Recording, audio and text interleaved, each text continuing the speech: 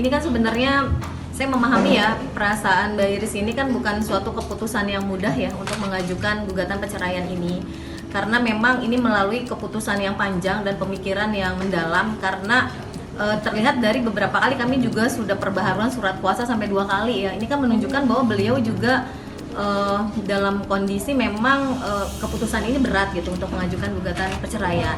Nah, adapun salah satu hal yang membuat beliau mantap ya untuk bercerai adalah adanya fakta bahwa suaminya menggunakan narkoba itu, dan itu memang kita semua sudah mengetahui ya, masyarakat Indonesia juga sudah mengetahui, sudah pernah ditangkap ya, kemudian ditahan dan sudah diputuskan oleh Pengadilan Negeri Jakarta Selatan. Itu menjadi salah satu alasan kenapa Mbak Iris mengajukan gugatan perceraian gitu.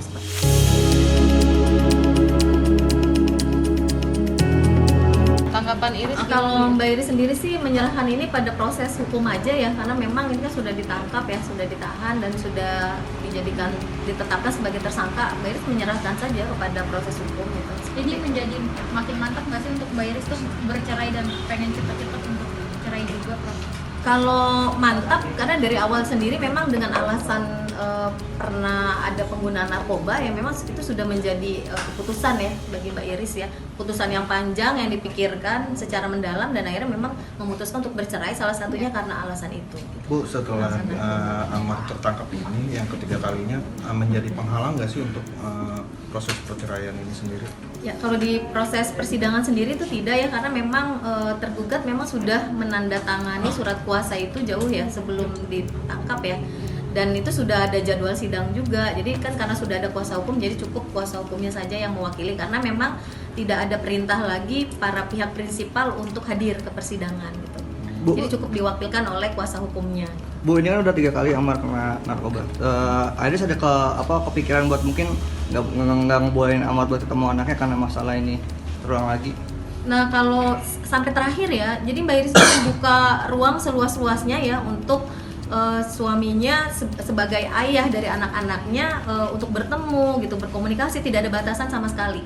Dan terakhir karena memang sudah ditangkap, ditahan, jadi agak susah ya, mungkin nggak ketemu anak dulu gitu ya, seperti itu. Terakhir komunikasi sama Iris sama Ibu apa Bu, yang membahas apa Bu? Terakhir sih karena kita akan persiapan persidangan ya untuk jawaban ini gitu kan. Jadi Mbak Iris wajarlah menanyakan nanti kira-kira persidangan berikutnya seperti apa. Jadi terakhir ada komunikasi terkait itu dan persiapan untuk pembuktian ya, saksi-saksi dan juga pembuktian surat. Jadi bahasan kita masalah itu. Bu, dari memastikan aja Bu, berarti Iris baru tahu Amar pakai narkoba ketika ketangkap atau sebelumnya sudah tahu? Karena ada pengakuan Amar bahwa sebelumnya Amar sempat ke Thailand segala macam buat pakai narkoba, nyoba-nyoba. Apa di saat itu, momen itu Iris sudah tahu sehingga pas ketangkap akhirnya memutuskan untuk bercerai? Nah, kalau saya nggak tahu bagian itunya ya, apakah Mbak Iris sudah tahunya sejak kapan, saya nggak tahu. Tetapi memang menjadi bagian dari alasan perceraian, salah satunya adalah karena sudah menggunakan narkoba dan tertangkap ya di bulan Maret itu gitu, seperti itu. Itu menjadi alasan. Pernah tidak Bu Ibel memergoki Amar di rumah pakai narkoba? Nah, itu nggak tahu ya, kayaknya nggak pernah sih ya.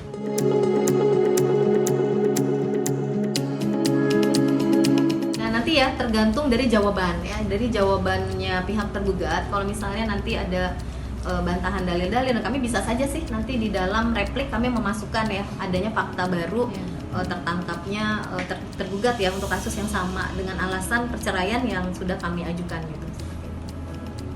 Bu, dari bulan Maret Ibel tidak bersama lagi sama Amar. Pernah tidak pas ribut mengucapkan kalimat talak?